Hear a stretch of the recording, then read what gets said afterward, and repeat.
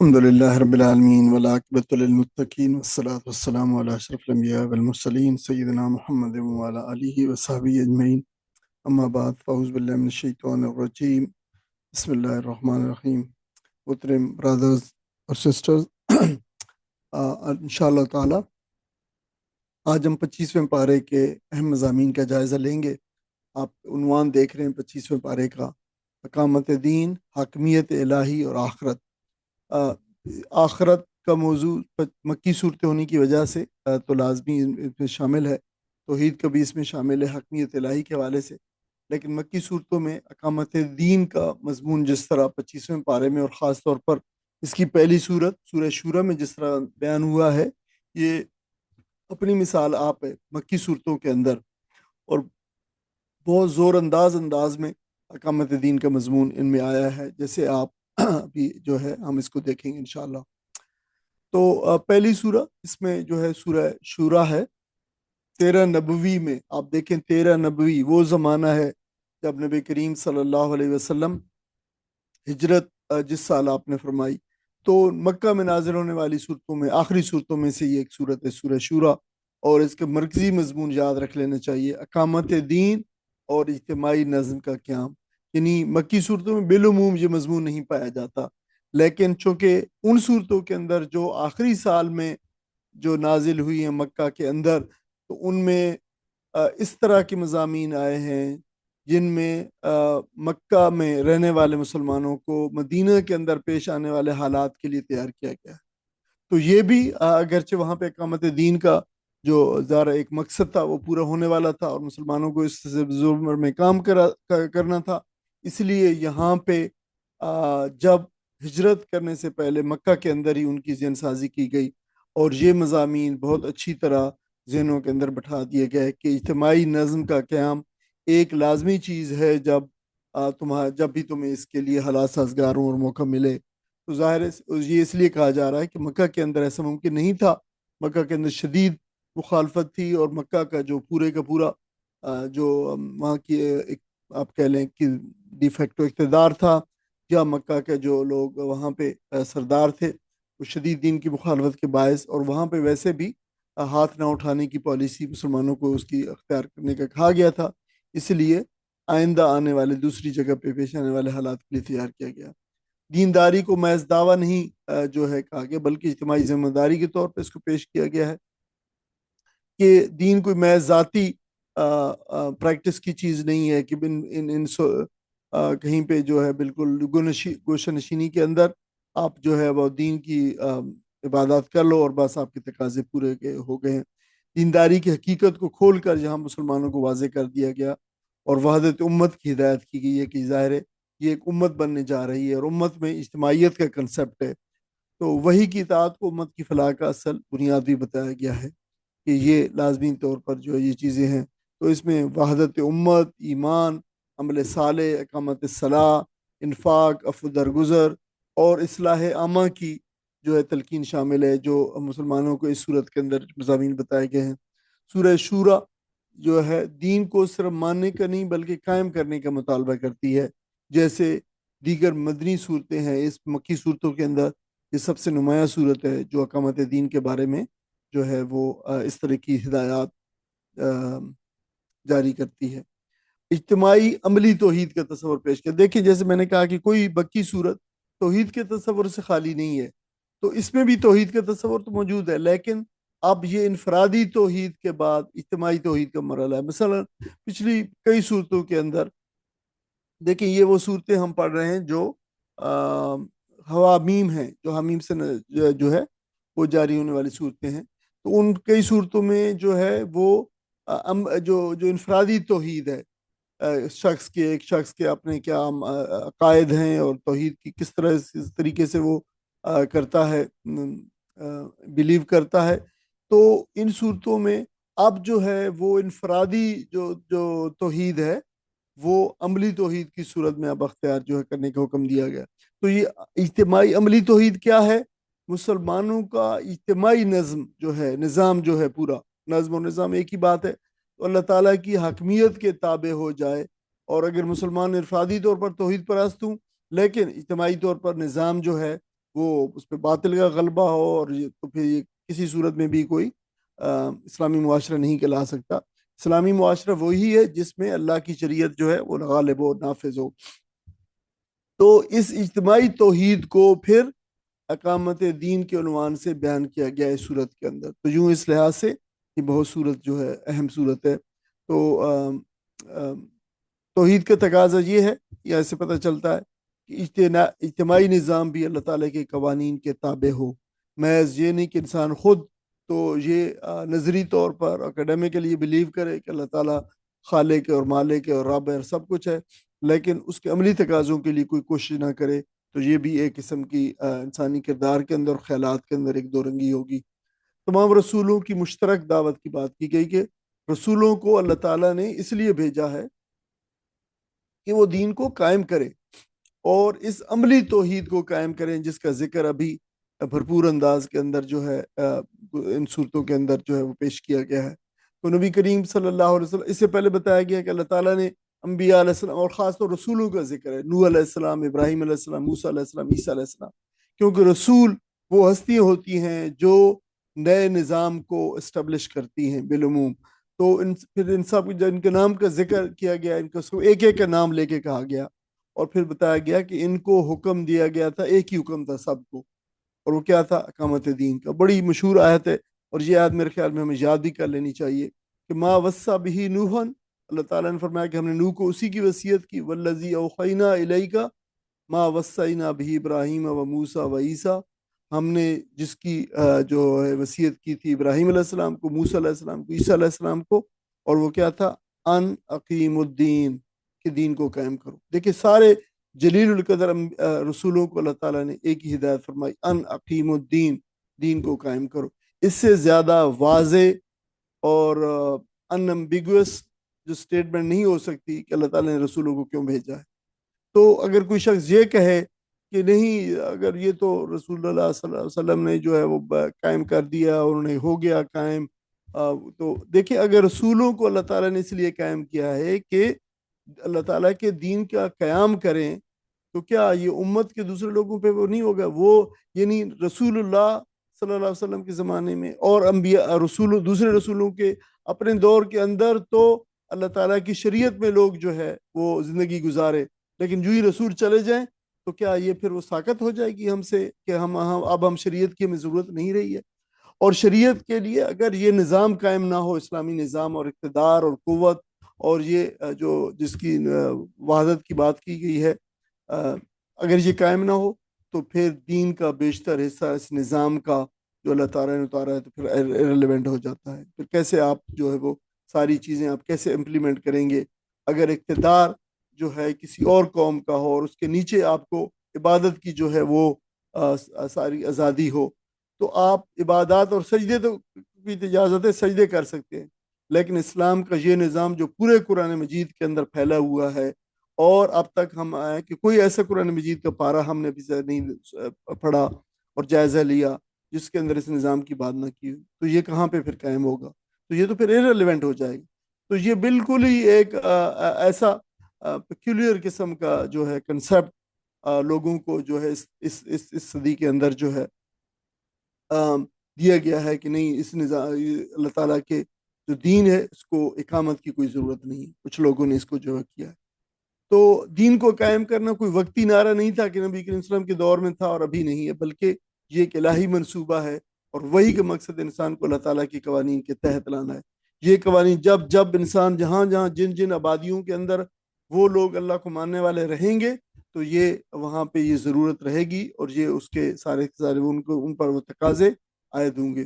اقامت دین اس سے پتہ چلتا ہے کوئی ثانوی مسئلہ نہیں ہے، کوئی سیکنڈری ایشو نہیں ہے، بلکہ تمام انبیاء علیہ السلام کی بنیادی دعوت ہے۔ یہ زوردار مضمون ہے جو اس صورت کے اندر جو ہے وہ بتایا گیا ہے۔ تو اس سے ہمیں پتہ چلتا ہے کہ اللہ تعالیٰ کی شریعت، اس کا قانون، اور پھر انسانوں کو بنایا ہوا قانون کے اندر بھی جو ہے کیا فرق موجود ہے۔ دین کے قیام کا مقصد بھی ساتھ ساتھ بتایا گیا ہے کہ دیکھیں یہ مقصد اس کا دین کو قائم کرنے کا ہے کہ عدل کو نافذ کرنا، لوگوں کے اندر، لوگوں کی معاشرے کے اندر جو ہے وہ عدل قائم ہو۔ نبی کریم صلی اللہ علیہ وسلم کو फरमाया गया वकुल आमनतु बिमा अंज़लल्लाहु, आप कह दीजिए कि मैं ईमान लाया हूँ उस पर जो अल्लाह ताला ने नाजिल किया है, मिन किताबिन, किताब में, वो उमिर तो लिआदिल बैनकुम, और मुझे हुक्म दिया इस बात का, दिया गया है कि मैं तुम्हारे दरमियान में अदल अदल कायम करूं, ये जो है कायम करूं। मैं महज इसलिए नहीं आता कि महज तबलीग करके चला जाऊं बस, बल्कि मुझे हुक्म दिया गया है कि मैं तुम्हारे दरमियान में अदल कायम करूं। ये नबी करीम सल्लल्लाहु अलैहि वसल्लम को जो है बताया गया। तो आप अंदाज़ा कर सकते हैं कि इस निज़ाम को, अदल किस्त के इस निज़ाम को कायम करने का, जिसको आगे आगे सूरतें आ रही हैं, सूरह हदीद का मरकजी मजमून भी है कि अल्लाह ताला ने रसूलों को इसलिए भेजा है कि इस अदल किस्त के निज़ाम को कायम करें। तो ये नबी वसल्लम को भी कहा गया है, और आप सल्लम को हुक्म दिया है कि अल्लाह की उतारी हुई मीज़ान के मुताबिक फैसला करें। अल्लाह ने मीज़ान उतारी है, और फिर जाहिर उसका मकसद क्या है कि इसके मुताबिक फैसले किए जाएं। तो क्या ये फैसले नबी करीम सल्लल्लाहु अलैहि वसल्लम के ज़माने में होंगे, बाद में ये लोगों को, बाद में आने वाले लोगों को उनकी ज़रूरत ना होगी? तो बाज़ औक़ात तो इंसान हैरान हो जाता है कि कैसे कैसे, यानी जब अल्लाह कुरान मजीद फरमाता है कि इसी कुरान मजीद से लोग हिदायत पाते हैं और इसी कुरान मजीद से लोग जो है जलालत अख्तियार करते हैं, तो ये बिल्कुल साफ नजर आता है कि कैसे कैसे हुक्म लगाते हैं कुरान मजीद से लोग जो है इसी को इस्तेमाल करते हुए। वही के बगैर अदर सिर्फ दावा बन के रह जाता है। यानी अल्लाह ताला के निज़ाम अगर नाफिज करना है तो ऐसे ही होगा जैसे अल्लाह ताला ने उतारा है इसको, जो है नबी करीम सल्लल्लाहु अलैहि वसल्लम पर। और शर्ती इंसाफ का सही पैमाना वही है जो अल्लाह ताला ने नाजिल किया है। यानी इसके अलावा अगर हमें अल्लाह ना बताता, नबी के वसल्लम में नाम बताते ही नज़र, तो हमें पता ना चलता कि मुआशरती इंसाफ क्या होता है। अकामत दीन दरअसल अदल इज्तिमाई के क़याम का ही मंजिल और रास्ता है। दीन का क़याम सिर दरअसल अदल इंसाफ का क़याम है, ये बात बताई गई है। ये दोनों सिनोनिमस बातें हैं, ये बिल्कुल इक्वेट करती हैं एक दूसरे को। दीन को कायम करना कहें या फिर अदल किसके निज़ाम को कायम करना, ये एक ही जो है वो बात ठहरती है। शरीयत इलाही और इंसानी कवानीन का फ़र्क, जैसे मैंने कहा कि अल्लाह की शरीयत हक, अदल और हिकमत पर मबनी है। तो अल्लाह ने किसी गैर, जो अल्लाह के अलावा गैरुल्लाह यानी मैन मेड कानून की अल्लाह ताला ने इजाज़त नहीं दी है। इंसानों के बनाए हुए कानून जो है, इंसान अपनी उनको जो है खींचेगा, डिविएट होंगे, उनकी ख्वाहिशात और महदूद अक्ल के मुताबिक उनको बनाएगा। तो अल्लाह ने जो है वो फरमा दिया इससे पहले भी कि इन्न दीन इंदल्लाहिल इस्लाम, और ये अल्लाह अल्लाह के दीन के सिवा कोई और जो कोई और दीन लेके आएगा, तो फरमाया, अल्लाह ताला ने फरमाया कि उसको बिल्कुल कबूल न किया जाएगा। तशरी का हक जो है, यानी शरीयत का और हुक्म देने का और अहकाम भेजने का और देने का हक जो है, सिर्फ अल्लाह ताला की ज़ात हो। यही हकमियत है अल्लाह ताला की। और इसी हकमियत का जो जो हक है, ये भी उसी को देना है, अल्लाह को।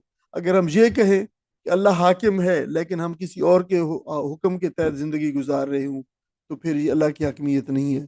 जो कानून अल्लाह के कानून के मुकाबल खड़ा किया जाए, वो सिर्फ सियासी मसला नहीं है, बल्कि अकीदे का इनहराफ भी है। यानी हम उसको अल्लाह ताला की हकमियत पे जो फोकियत दे रहे हैं, ये इनहराफ है अकीदे से।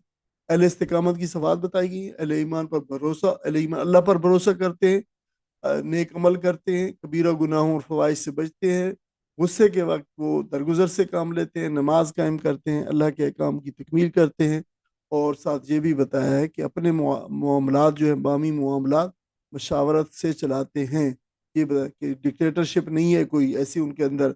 उनकी चाहे छोटी इज्तिमाइयत हो, चाहे बड़ी इज्तिमाइयत हो, चाहे कौमी सतह की इज्तिमाइयत हो, तो हर चीज़, तमाम फैसले जो है शुराइयत से और मशवरे से जो है तय पाते हैं।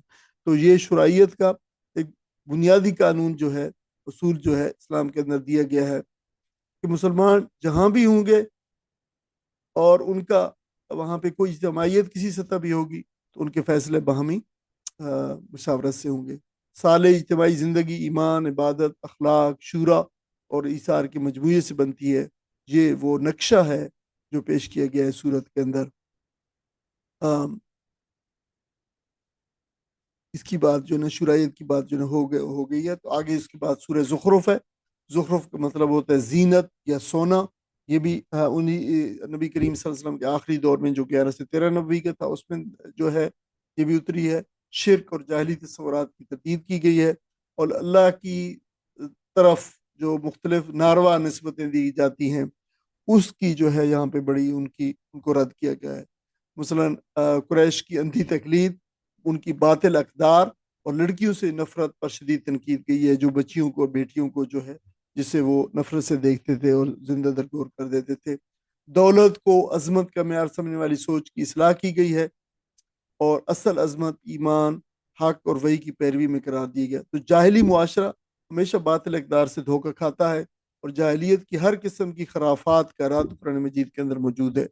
تو یہ قرآن مجید نے تمام جاہلی رسومات کو جڑ سے اکھاڑ پھینکا ہے، اور وہ رسومات جو کسی قدر نیکی پر مبنی تھیں اور لوگوں کے بھلے کے لیے تھیں، ان کو تو رکھا ہے اسی طرح، لیکن جاہلی رسومات کو اسلام نے اور قرآن نے جڑ سے اکھاڑ پھینکا ہے۔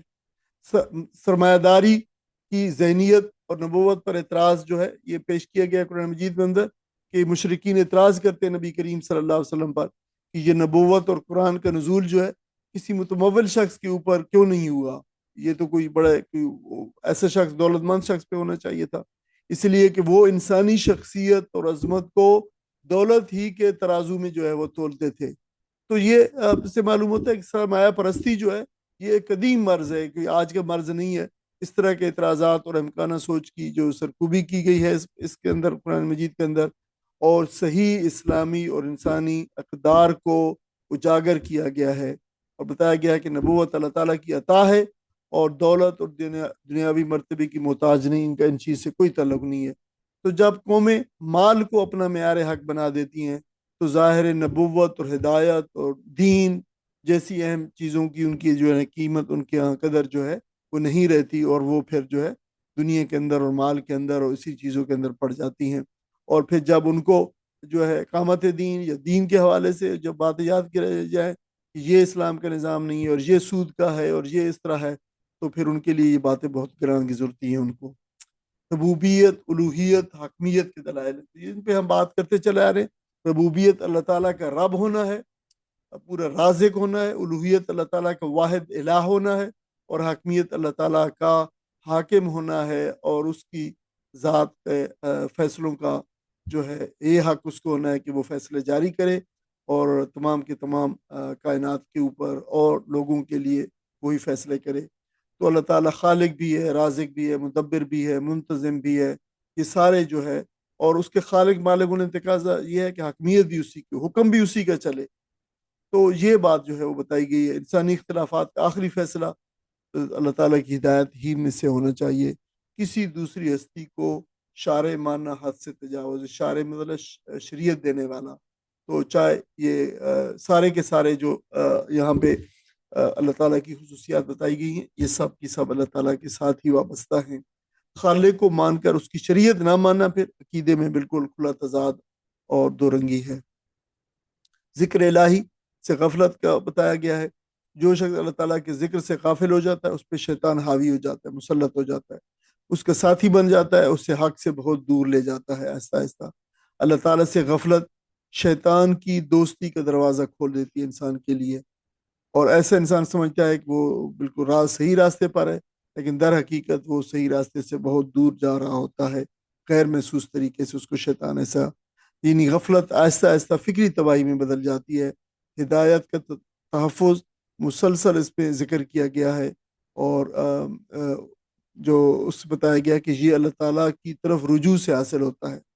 دل اگر اللہ تعالیٰ کی یاد سے خالی ہو جائے تو کوئی نہ کوئی باطل قوت ضرور اسے جو ہے فل کرے گی، یعنی یہ گیپ کبھی نہیں رہتا، یہ ویکیوم نہیں رہتا، اس ویکیوم کو کوئی نہ کوئی، اور بالخصوص اس کو جو ہے وہ اللہ تعالیٰ کی دل میں اگر اللہ تعالیٰ کی یاد ہوگی، اللہ تعالیٰ ہوگا، یا پھر دوسری صورت کے اندر پھر شیطان اور شیطانی خیالات اور شیطان کے وساوس جو نہ ہوں گے۔ فرعون کی ذہنیت کی بات کی گئی اور اس کی طاغوتی طاقت کی۔ فرعون نے اپنے آپ کو بالادست سمجھا، زمین میں اپنے آپ کو الہ اور رب سمجھا، تو اس نے کہا کہ مصر کی سرزمینوں اور نہروں اور سلطنت پہ کس کا قبضہ ہے، یہ کس کی ملکیت ہے، اور دھمکی دی ہے کہ اگر کسی نے اس کے علاوہ کسی اور کو حاکم اعلیٰ یعنی ساورن سمجھا تو وہ اسے قید کر دے گا۔ اصل میں بالکل یہی ٹھیک ٹھیک طاغوت کی جو ہے وہ جو ڈیفینیشن ہے اور جو تعریف ہے وہ یہی ہے کہ انسان خود کو اللہ تعالیٰ کے مقابلے میں حاکم اعلیٰ سمجھے۔ یہ جو ہے انبیاء کی دعوت ہمیشہ اس باطل اقتدار کے خلاف رہی ہے، اس طاغوت کے خلاف رہی ہے. تو طاغوت میں کوئی فرد نہیں ہے، لازمی نہیں کہ ایک فرد ہی ہو، بلکہ ایک ذہنیت ہے. یہ کوئی ادارہ بھی ہو سکتا ہے، یہ کوئی انسٹیٹیوشن ہو سکتا ہے، یہ کہ ملک کا اقتدار ہو سکتا ہے، یہ کوئی شخص بھی ہو سکتا ہے جو اللہ کے مقابلے میں اپنی حاکمیت کھڑی کر دے، تو وہ جو ہے طاغوت ہے. اور یہ فرعونی ذہنیت ہے، خالصتاً فرعون کی رویوں کی آئینہ دار ہے. سورۃ دخان ہے، اس میں قرآن کا تعارف پیش کیا گیا ہے. یہ پانچویں صورت ہے. حوامیم صورتیں جو ہے 7 ہیں، ان کی پانچویں صورت جو ہے سورۃ دخان ہے. دخان کا مطلب دھواں ہوتا ہے. اس میں فرعونیت، دنیا پرستی، الف فی الارض یعنی اپنے آپ کو کچھ سمجھنا، تکبر، قرآنی دعوت کا انکار، سزا، توحید، آخرت کا انکار، اس کی جو ہے جزا، یہ سارے ضامین اس میں جو ہے آئے ہیں. قرآن کا نزول بتایا گیا کہ بابرکت رات میں ہوا جس میں فیصلے صادر کیے جاتے ہیں. یہ وہی رات ہے جو لیلۃ القدر کے حوالے کو ہوئی ہے. قوموں کو عروج و زوال اس کتاب سے وابستگی سے جوڑ دیا گیا، یعنی قومیں اسی قرآن کے ساتھ جڑ کر جو ہے ان کو بلند ہوں گی، اور اسی سے کٹ کر جو ہے وہ اپنی پستی میں جا گریں گی. یہ بات بتائی گئی. یعنی قرآن محض تلاوت کی کتاب نہیں ہے، بلکہ یہ امتوں کی تقدیر بدلنے والی کتاب ہے اور قوموں کے عروج و زوال کا معیار ہے. فرعون کا انجام بتایا گیا ہے کہ فرعون نے اقتدار اور دولت کے نشے میں ظلم کیا، بنی اسرائیل کو کمزور سمجھ کر ان پہ جبر کیا اور ان کو ظلم و ستم کے نشانہ بنایا. تو بالآخر اللہ تعالیٰ نے پھر ان کو اپنی گرفت میں لے لیا، اور اس کی تباہی پر نہ آسمان رویا اور نہ زمین.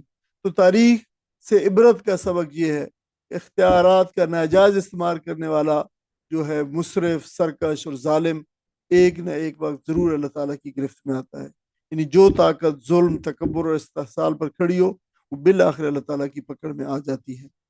دنیا ایک آزمائش ہے، کھیل نہیں ہے. دنیا کا یعنی کائنات کو اللہ تعالیٰ نے بے مقصد پیدا نہیں کیا. وما خلقنا السماء والارض وما بینہما لاعبین.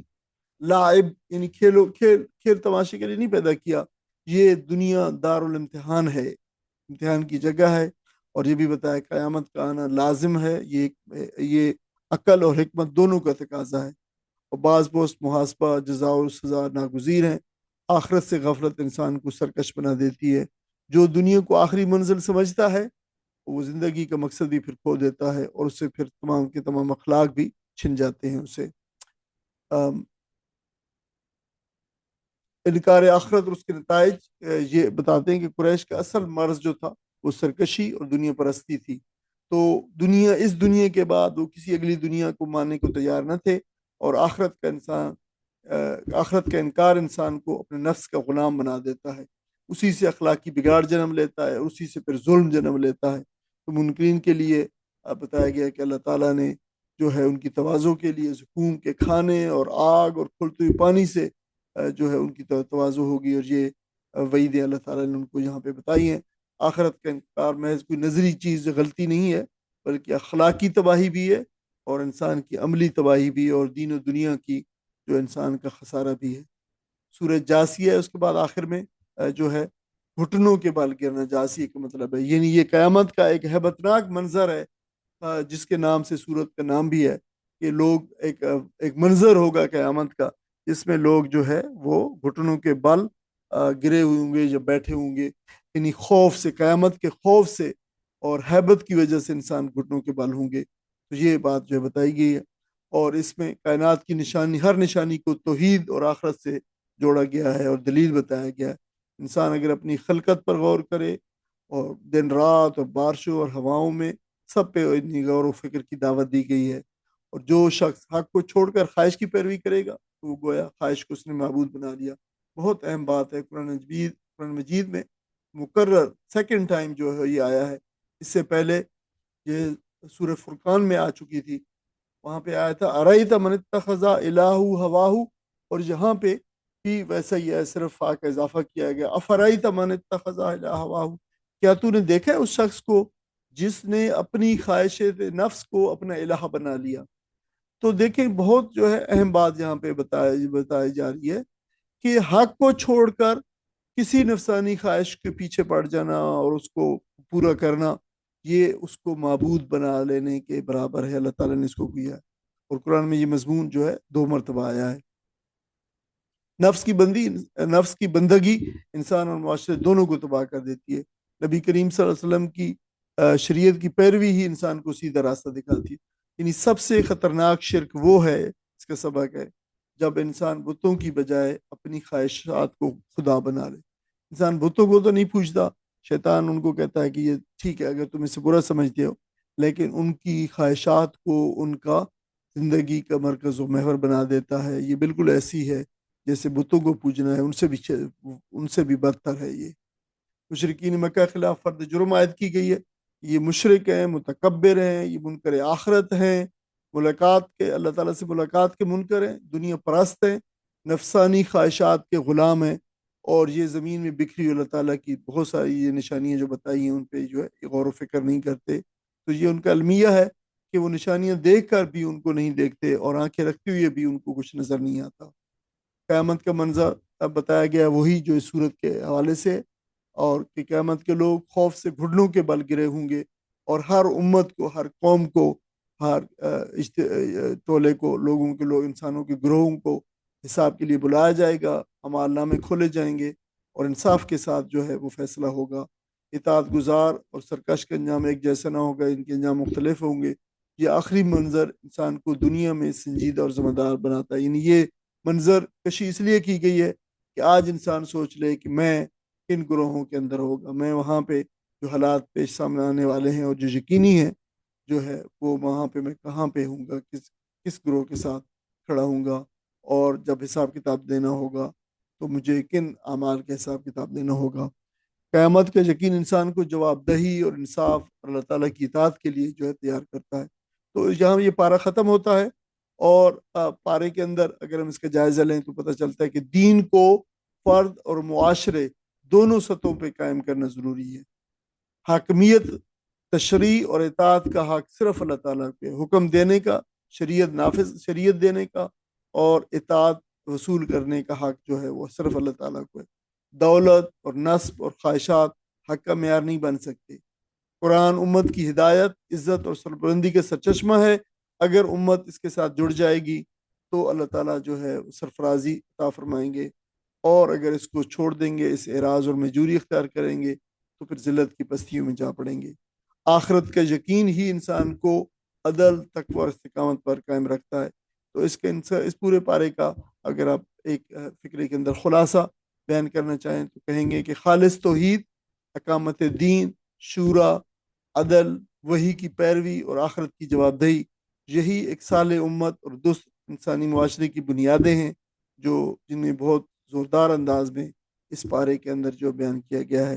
अल्लाह ताला से दुआ है कि अल्लाह ताला हमें कुरान मजीद का और इस्लाम का ये फ़हम अता फ़रमाए, जो यहाँ पे जिस तरीके से इस फ़हम को और इस को बयान किया गया है। और अल्लाह ताला हमें इकामत दीन की इस जद्दोजहद के अंदर जो है वो हमें अपना हिस्सा डालने की तौफीक अता फरमाए। किसी भी लिहाज से जितने भी हम जिस काबिल भी हैं, अल्लाह ताला से दुआ करते हैं कि हम मुआशरे में और इंसानी ज़िंदगी के अंदर जो इकामत दीन की जो जद्दोजहद है उसमें हम कोई अपना हिस्सा डाल सकें। आमीन व आखिर दावाना अल्हम्दुलिल्लाहि रब्बिल आलमीन व जज़ाकुमुल्लाह। आमीन कोई सुम्मा सवाल है आमीन। तो पूछ सकते हैं।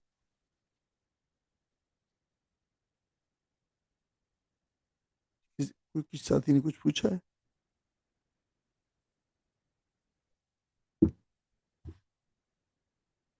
अगर सवाल पूछना है तो अनम्यूट करके पूछ सकते हैं।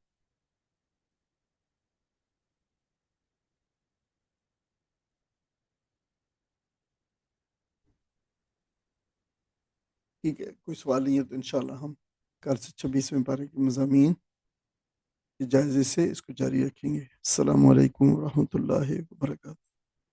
वालेकुम वालेकुम अस्सलाम अस्सलाम व रहमतुल्लाहि व व बरकातहू।